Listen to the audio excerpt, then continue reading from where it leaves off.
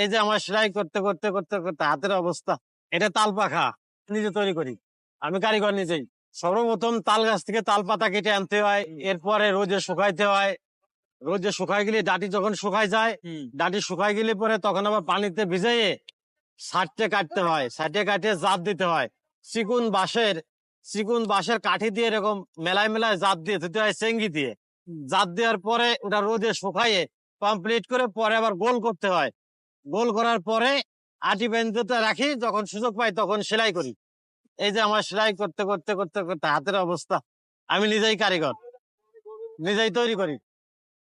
এই যে পাখা আমি প্রতিদিন সব মিলে 20টা 15-20টা মতো বানাইতে পারি। অন্য কাজ করতে হয়, আবার যে বাঁশের শলা উঠাইতে হয়, এগুলো উঠাইতে অনেক সময় লাগে।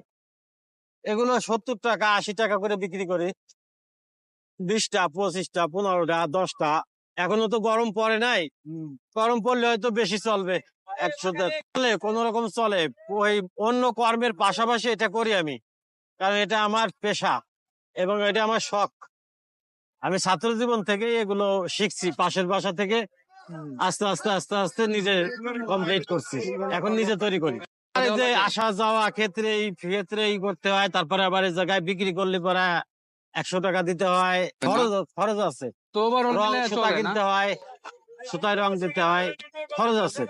500-1000 টাকা থাকে না প্রতিদিন? থাকে। তাই তো মাসে 30,000 টাকা। এটা তো সিজনাল ব্যবসা। হ্যাঁ। এটা তো সিজনাল ব্যবসা। এটা তো 3 মাস 6 মাস চলবে, এরপরে তো শীতকালে তো চলবে না। শীতকালে তখন অন্য পেশায় অন্য কাজ করি।